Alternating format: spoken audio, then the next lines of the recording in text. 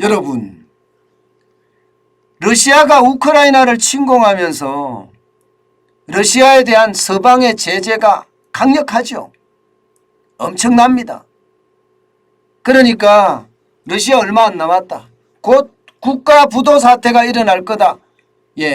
이렇게 얘기를 했어요. 1998년에 러시아는 외환위기를 겪으면서 당연히 그때보다 더 아픈 그런 상황을 맞을 거다. 이렇게 이야기가 다 나왔었습니다. 그런데 최근에 들어서서는요. 금을 엄청 많이 갖고 있기 때문에 또 외환 보유액을 다변화시키기 때문에 국가 부도에 대한 위험성은 그만큼 떨어진다. 이렇게 얘기를 하고 있습니다. 여러분, 이걸 한번 보세요. 2021년 11월 기준 러시아 금 보유량입니다. 2298톤이에요. 엄청나죠? 2298톤이면요. 미국이 가장 많거든요. 미국이 한 8,000톤 정도 되니 8,000톤을 넘어서니까 가장 많고요. 이 정도면 세계 한 3위 정도 수준이 됩니다. 엄청난 금 확보량이죠. 그런데 여러분 이거 한번 보세요. 이거를 보면 러시아가 전쟁을 꽤나 준비했구나. 뭐 이런 생각을 할 수밖에 없는 부분입니다. 여러분, 미국의 달러 비중이 여러분 얼마나 낮아졌는지 한번 보세요. 얼마나 낮아졌는지. 미국의 달러가 파란색입니다. 파란색이 2018년만 하더라도 22.7%, 2019년에는 23.6%대였거든요. 그런데 2021년 2분기입니다. 16.4%로 줄였습니다.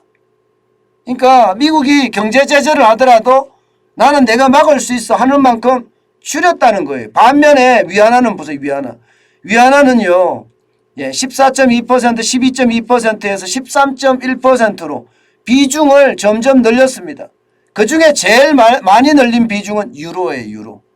유로가 적을 때는 28.8%까지 빠졌었는데 2021년 2분기에는 32.2%까지 늘렸죠. 그런데 제일 중요한 건 금입니다. 금이 18.1%에서 21.7%까지 외환 보유액을 늘렸습니다. 여러분 여기에서 우리가 굉장히 러시아가 치밀하게 준비했다 이런 느낌이 드는 게 금을 그만큼 늘렸다니. 금은요 여러분, 금은 예치하지 않습니다. 그 나라가 가지고 있어요. 그 나라 중앙은행이 가지고 있어요. 외환 보유액 중에 달러나 유로나 이런 돈들은요, 많이 해외 은행에 예치를 해놓는 경우도 많아도요, 금 자체는 자국 내에 둡니다. 그러다 보니까 나머지 지폐들보다는 뭐 유로라든가 달러보다는 금이 굉장히 유용하게 쓰인다는 거죠. 게다가 지금처럼 서방의 제재가 강력할 때는 금 자체가 시장에서 엄청 가치를 만들어낸다는 이야기입니다. 그만큼 말입니다. 금 자체가 러시아의 어떤 국가 부도를 막아준다 이런 얘기도 하고 있습니다. 실질적으로 말입니다. 외환 보유액은 이 정도면요 세계 4위입니다. 6,310억 달러. 세계 4위예요. 인도가 뭐 4위가 됐다가 러시아가 4위가 됐다가 왔다 갔다 하는 경우는 있지만 거의 왔다 갔다 비슷비슷합니다. 중국이 외환 보유액은 제일 많고요. 우리는 한 8위 정도 되고요. 그런데 러시아가 실제 외환 보유액 중에 중앙은행 내 예치한 달러, 중국 뭐 국채라든가 하는 것은 2,350억 달러밖에 안 되는데 지금 금은요 그대로 다 가질 수 있잖아요. 금은 다 가질 수 있잖아요. 그러니까 이게 러시아가 국가 부도가 안 날 수 있다 이런 얘기가 계속 나오는 겁니다. 그만큼 든든한 구석이 있다 이런 얘기예요. 실질적으로 말입니다, 여러분. 금의 비중은요. 금의 비중은 계속 높여왔습니다. 그래서 러시아가 이게 1998년에 외환위기를 겪을 때도 금 비중을 높였고요. 크림반도를 점령할 때 러시아가 그때도 서방의 제재가 있었거든요. 그때도 금 비중을 높여왔습니다. 그래서 국가 부도가 안 난다 이런 얘기예요. 그런데 이 그런데가 굉장히 중요합니다. 그런데 여러분 과연 국제결제망에서 러시아의 중앙은행이 빠졌거든요. 퇴출됐습니다. 계속 버틸 수 있을까요? 금만 가지고 러시아 경제가 쉽지 않다는 이야기죠. 물론 국제결제망에서 러시아 은행들을 싹 다 뺀 것은 아니에요. 일단 중앙은행은 퇴출을 시켰지만 에너지 가격에 결제 있잖아요. 뭐 러시아에서 서방으로 파는 천연가스나 또 원유나 이런 걸 결제하는 것은 아직까지 결제망을 이용하거든요. 그것은 중앙은행이 하는 것이 아니라 다른 민간은행에서 하기 때문에 결제가 가능합니다. 결제가 가능하기 때문에 아직까지는 버틸 수 있다 이거예요. 그러나 중앙은행을 퇴출시켰기 때문에 앞으로도 에너지 가격에 대한 에너지도 마찬가지로 그 부분에 대한 것도 퇴출을 시킨다면 러시아 은행이 한 30개 된다고 합니다.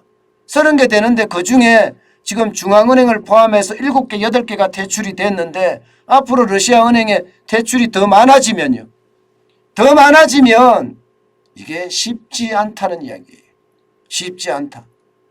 그래서 지금 무디스 같은 경우는요. 러시아의 국가 신용 등급을 또 4단계를 내렸어요. 그래서 10단계가 강등이 됐습니다. CA예요. CA. CA면요. 디폴트에 거의 가까운 상태고요. 이제 한 단계 남았습니다. 디폴트가 되는 데는. 쉽게 말하면 국가 부도가 나는 데는요. 이제 한 단계 남았다고요. 어떤 분들은 그렇게 이야기합니다. 무디스는 미국의 신용평가기관이잖아. 러시아에 대한 신용평가를 낮추는 것은 혹시 미국의 어떤 정책적인 수단이 되지 않겠느냐. 뭐 이렇게 이야기하지만 말입니다. 이게 앞서 제가 말씀드리지만 세계 신용평가기관들도 마찬가지입니다. 신용을 먹고 사는 사람들인데 이게 만약 어떤 전쟁에 대한 어떤 상황 때문에 뭔가 한쪽으로 기울어져서 판단을 했다면 무디스는 망하는 거예요. 그렇기 때문에 객관으로 가지고 평가하려고 엄청 노력했을 겁니다. 객관으로 평가하려고. 그 무디스가 지금 평가했을 때는 이 스위프트 국제결제망에서 러시아를 뺀 것 이것은 버틸 수 없는 곳이다. 게다가 말입니다. 무디스는요. 이게 그 어느 때보다 유럽이 말입니다. 특히 유럽의 에너지 기업들이 러시아에 대한 제재를 할 줄을 몰랐다 이렇게 이야기합니다. 왜냐하면 여러분 유럽은 당장 천연가스를 받아서 유럽 전역에 뿌려서 난방을 해야 되거든요. 미국에서 오는 러시아에서 오는 천연가스를 받았어요. 그런데 당장 독일만 하더라도 러시아에서 오는 천연가스망 닫아버렸습니다. 안 하겠다 이 프로젝트. 제재를 했어요. 그러니까 유럽의 많은 국가들이 동시에 우리도 그렇게 하겠어. 이렇게 나오게 된 겁니다. 그러니까 결국은 말입니다. 많은 기업들이 참여했기 때문에 이게 러시아도 깜짝 놀란 거예요.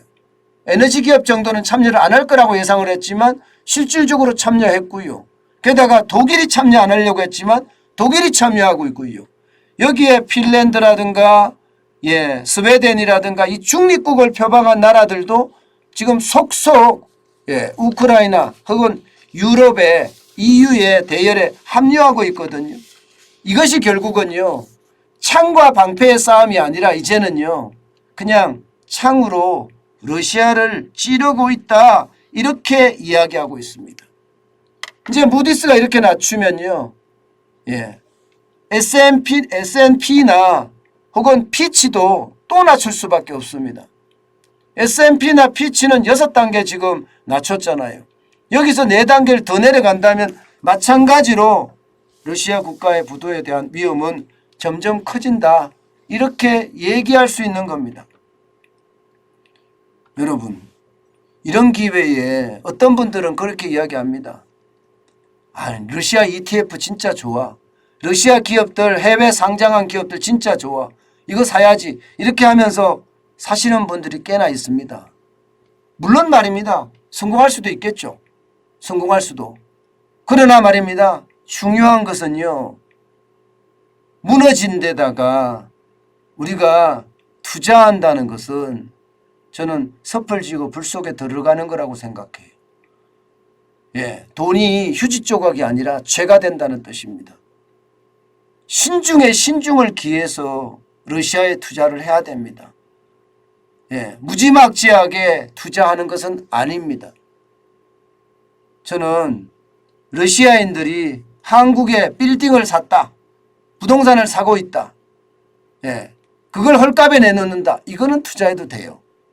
지금 그런 투자가 아마 나올 거로 예상이 됩니다. 왜? 제재가 길어지기 때문에 러시아인들이 버티기가 쉽지 않을 거예요.